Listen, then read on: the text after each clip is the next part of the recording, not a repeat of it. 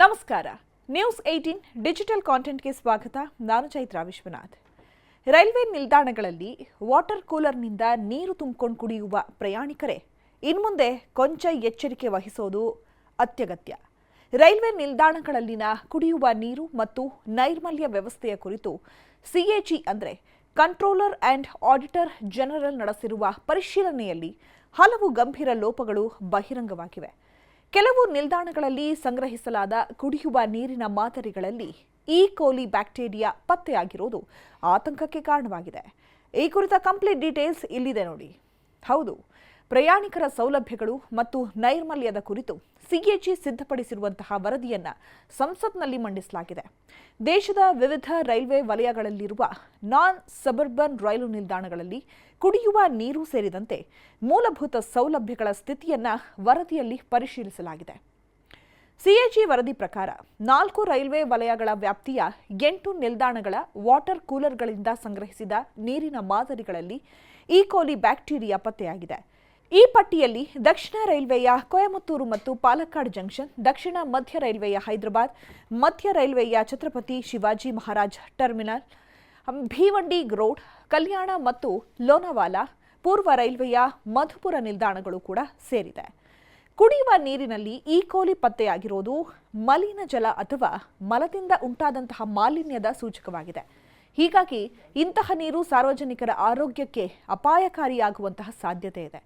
ಇನ್ನು ವಾಟರ್ ಕೂಲರ್ಗಳಿಗೆ ಮಾತ್ರ ಇದು ಸೀಮಿತವಾಗಿಲ್ಲ. ರೈಲ್ವೆ ಪ್ಲಾಟ್ಫಾರ್ಮ್ಗಳಲ್ಲಿ ಪ್ರಯಾಣಿಕರಿಗೆ ಪೂರೈಸುವ ಟ್ಯಾಪ್ ನೀರಿನಲ್ಲೂ ಕೂಡ ಬ್ಯಾಕ್ಟೀರಿಯಾ ಕಂಡುಬಂದಿವೆ. 2022-23ರಲ್ಲಿ 8 ರೈಲ್ವೆ ವಲಯಗಳ ವ್ಯಾಪ್ತಿಯ 49 ನಿಲ್ದಾಣಗಳಿಂದ ಸಂಗ್ರಹಿಸಿದ ನೀರಿನ ಮಾದರಿಗಳಲ್ಲಿ ಹಾಗೂ 2023-24ರಲ್ಲಿ 9 ವಲಯಗಳ ವ್ಯಾಪ್ತಿಯ 56 ನಿಲ್ದಾಣಗಳ ಮಾದರಿಗಳಲ್ಲಿ ಟೋಟಲ್ ಕೋಲಿಫಾರ್ಮ್ ಬ್ಯಾಕ್ಟೀರಿಯಾ ಸೇರಿದಂತೆ ಈ ಕೋಲಿ ಪತ್ತೆ ಆಗಿರೋದು ಸಿಎಜಿ ತಿಳಿಸಿದೆ.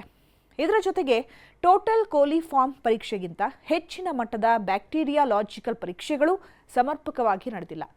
2022-23ರಲ್ಲಿ 4 ವಲಯಗಳ ವ್ಯಾಪ್ತಿಯ 8 ನಿಲ್ದಾಣಗಳಲ್ಲಿ ಹಾಗೂ 2023-24ರಲ್ಲಿ 5 ವಲಯಗಳ ವ್ಯಾಪ್ತಿಯ 11 ನಿಲ್ದಾಣಗಳಲ್ಲಿ ಈ ಪರೀಕ್ಷೆಗಳು ತೃಪ್ತಿಕರವಾಗಿರಲಿಲ್ಲ.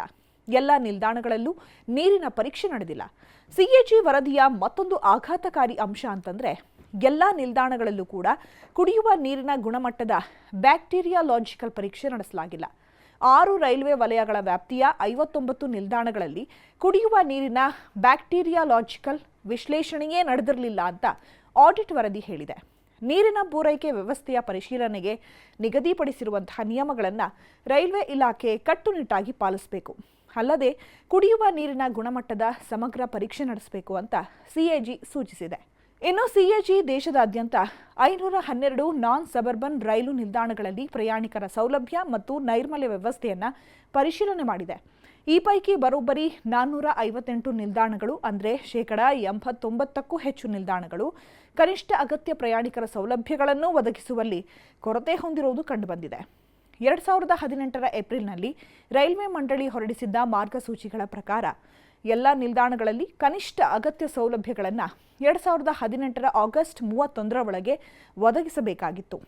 ಆದರೆ ಕುಡಿಯುವ ನೀರು, ವೇಟಿಂಗ್ ಹಾಲ್, ಆಸನ ವ್ಯವಸ್ಥೆ, ಪ್ಲಾಟ್ಫಾರ್ಮ್ ಶೆಲ್ಟರ್, ಶೌಚಾಲಯ ಹಾಗೆ ಫುಟ್ ಓವರ್ ಬ್ರಿಡ್ಜ್, ಕಸದ ಬುಟ್ಟಿಗಳು, ಗಡಿಯಾರ ಮತ್ತು ಸಾರ್ವಜನಿಕ ಘೋಷಣಾ ವ್ಯವಸ್ಥೆಗಳು ಈ ಸೌಲಭ್ಯಗಳಲ್ಲಿ ಸೇರಿವೆ.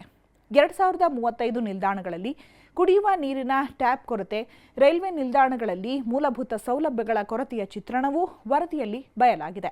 ಇನ್ನು ಕುಡಿಯುವ ನೀರಿನ ಸುರಕ್ಷತೆಯ ವಿಚಾರದಲ್ಲಿ ರೈಲ್ವೆ ಇಲಾಖೆ ನಿಗದಿತ ಪರಿಶೀಲನಾ ನಿಯಮಗಳನ್ನು ಕಟ್ಟುನಿಟ್ಟಾಗಿ ಅನುಸರಿಸಬೇಕು ಅಂತ ಸಿಎಜಿ ಶಿಫಾರಸು ಮಾಡಿದೆ. ನೀರಿನ ಪೂರೈಕೆ ವ್ಯವಸ್ಥೆಯನ್ನು ನಿಯಮಿತವಾಗಿ ಪರಿಶೀಲಿಸುವುದರ ಜೊತೆಗೆ ಅಡಿಯಲ್ಲಿ ನಿಗದಿಪಡಿಸಿರುವಂತಹ ಎಲ್ಲ ಮಾನದಂಡಗಳನ್ನು ಪರೀಕ್ಷಿಸಬೇಕು ಅಂತ ಸೂಚಿಸಲಾಗಿದೆ. ಒಟ್ನಲ್ಲಿ ದೇಶದ ಪ್ರಮುಖ ರೈಲು ನಿಲ್ದಾಣಗಳಲ್ಲಿ ಕುಡಿಯುವ ನೀರು ಮತ್ತು ಮೂಲಭೂತ ಪ್ರಯಾಣಿಕರ ಸೌಲಭ್ಯಗಳಲ್ಲಿ ಕಂಡುಬಂದಿರುವ ಲೋಪಗಳು ರೈಲ್ವೆ ಆಡಳಿತದ ಗುಣಮಟ್ಟದ ಬಗ್ಗೆ ಗಂಭೀರ ಪ್ರಶ್ನೆಗಳನ್ನು ಹುಟ್ಟುಹಾಕಿವೆ. ವಿಶೇಷವಾಗಿ ನೀರಿನಲ್ಲಿ ಈ ಕೋಲಿ ಸೇರಿದಂತೆ ಬ್ಯಾಕ್ಟೀರಿಯಾ ಪತ್ತೆಯಾಗಿರೋದು ಪ್ರಯಾಣಿಕರ ಆರೋಗ್ಯದ ದೃಷ್ಟಿಯಿಂದ ತಕ್ಷಣದ ಕ್ರಮಗಳನ್ನು ಕೈಗೊಳ್ಳಬೇಕು ಅನ್ನುವುದು ಕೂಡ ಅಗತ್ಯಗಳನ್ನು ಕೂಡ ಎತ್ತಿ ತೋರಿಸ್ತಾ ಇದೆ.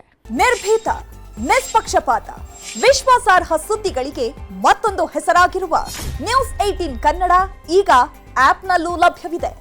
ದಯವಿಟ್ಟು ಇಲ್ಲಿರುವ QR ಕೋಡ್ ಸ್ಕ್ಯಾನ್ ಮಾಡಿಕೊಂಡು ಆಪ್ ಡೌನ್ಲೋಡ್ ಮಾಡೋದಕ್ಕೆ ಮರಿಬೇಡಿ. ನಿಮ್ಮ ಬೆಂಬಲ ಹೀಗೆ ಸದಾ ನಮ್ಮೊಂದಿಗಿರಲಿ. ಧನ್ಯವಾದ.